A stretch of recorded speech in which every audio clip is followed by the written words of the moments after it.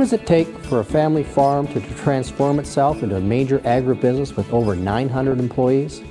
Well, vision is certainly important, but what about sustained strategy and execution over 3 decades? Well, Sunterra Foods has moved into an integrated farming operation with a strong retail grocery presence in Alberta. We talked with Dave Price of Sunterra Foods about the role of strategy in his organization. We were also joined by Larry Couture, who has had a long-time association with Sunterra as well. And we're going to talk about the vertical integration of a agribusiness today. Sunterra Foods was founded in 1970 and has undergone a lot of change over that time. And we've got Larry Couture here from Olds College, agribusiness instructor. Been dealing with Dave for about, what, last 10 years or so? Yeah. Okay. And, you know, you've had a very interesting relationship profiling Sunterra in the classroom as well, and you've really dealt with some interesting strategic issues. So you're going to give us a little bit of help in terms of pulling out some interesting information from Dave today. But let's start off with you. First of all, thanks for coming on the show. You're welcome. And tell us about Sunterra. How did it get started? What are the fundamentals that needed to be in place for you? Well, really it was kind of a convergence of a group of people's ideas looking forward to the future in the industry at that time. It was primarily a pig breeding stock organization, and it had the key players included a leading veterinarian, a world-renowned geneticist, and a couple of us that were experienced on the pig production side. And we got together and looked forward from basically a normal family farming kind of enterprise, and decided that we could pursue our goals in helping to be able to be a player in an industry that was going to be evolving from that point in time. So now you've evolved to, did you say 9 grocery stores?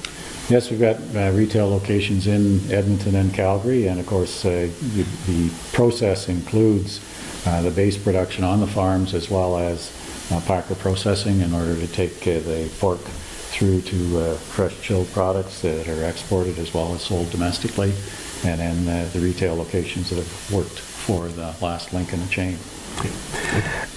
Again, as someone studying your company for a while, Dave, it's always intrigued me how you guys made the leap from being an average typical mixed farm here in central Alberta to the type of integrated organization that you are. You've talked about the beginning, you've talked about the stores. What are a couple of the key steps in between that led you to make those kind of big strategic decisions? Well, we always have tried to put ourselves in our customer's shoes and try to understand what that customer needs in order to be successful. And when we were doing that as a breeding stock organization, it was important for us to understand both the normal production practices and the commercial practices of the day, and also to be in a position to be able to understand, you know, the challenges and issues around that.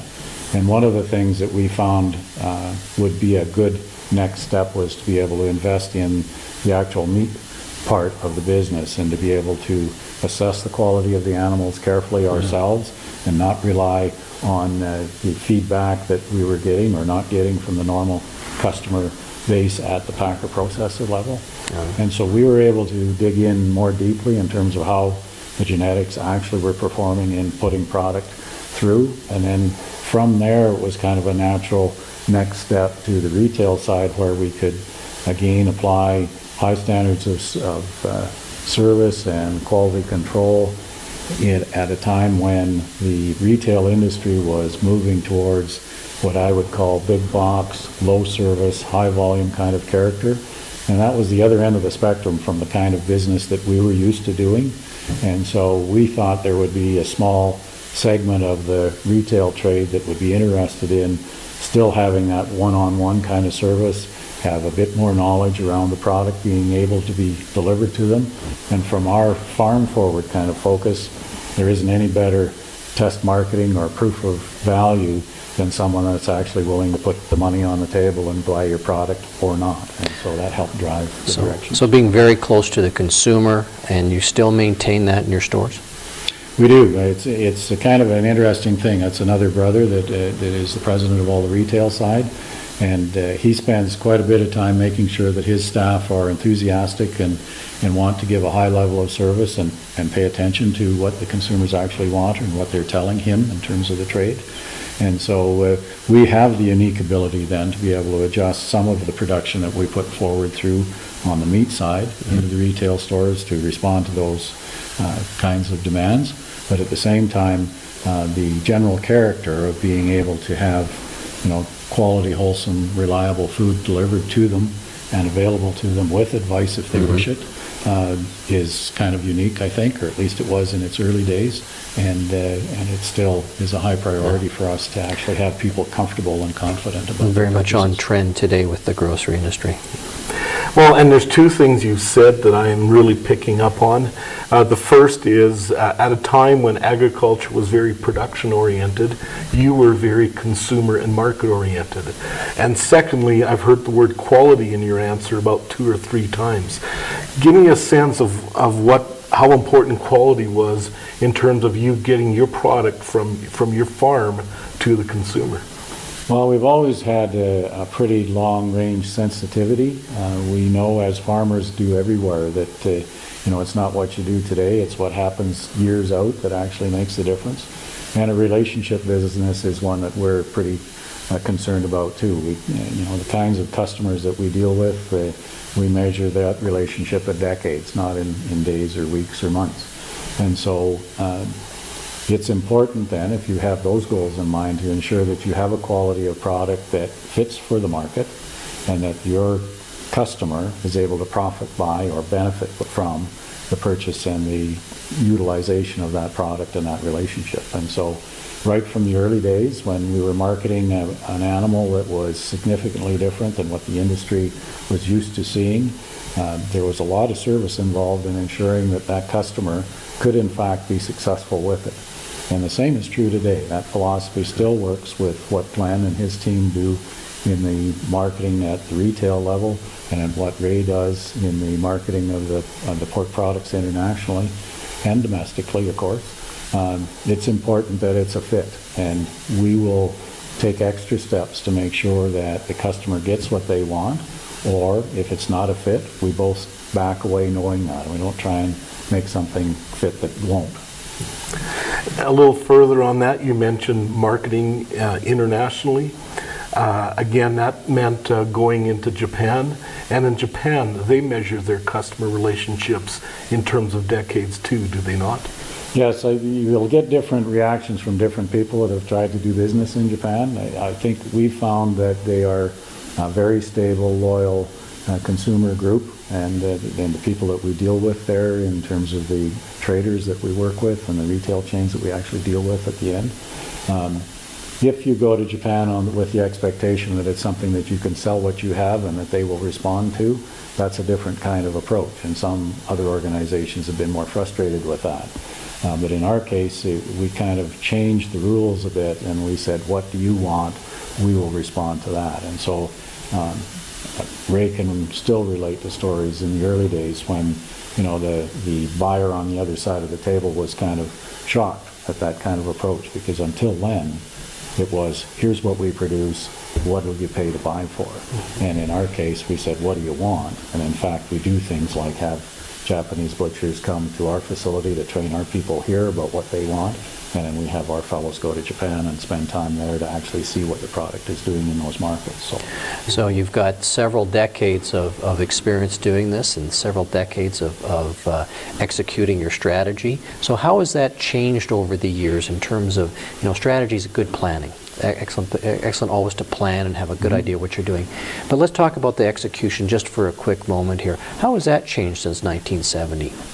Well, I think in 1970 it was a very small organization dealing just with farmers. And of course we had interaction with industry consultants, if you like, and government service people. But in our own case, we were carrying the ball ourselves, dealing directly with farmers. As we moved down the chain, then we started dealing with different people, and the ratio of investment at the farming level to the kind of investment that exists at the retail level, it's kind of inverse. It's a small number of people at the front end of the chain with a lot of money involved, and at the retail end, it's a lot of people that need to be doing a very good job in servicing the customers, and not nearly the same kind of investment.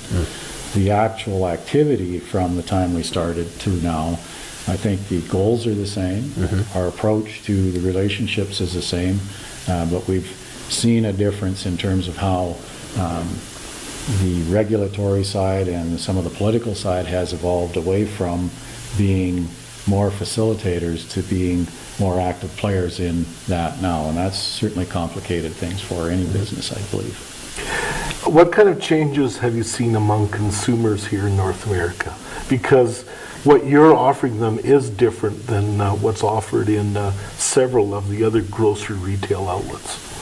I think it doesn't really matter what sector of business, the pendulum tends to swing out and back, and certainly the consumers were pretty excited about being able to buy near to wholesale, or at least that's the kind of character that they anticipated, and were willing to adjust their standards down in terms of service for that pricing. And as time has gone on, I think the pendulum has swung back. The consumers are actually a little more interested in what goes into the product, how it's actually delivered, and being able to ask straight questions to the people that are trading in the product to get the answers.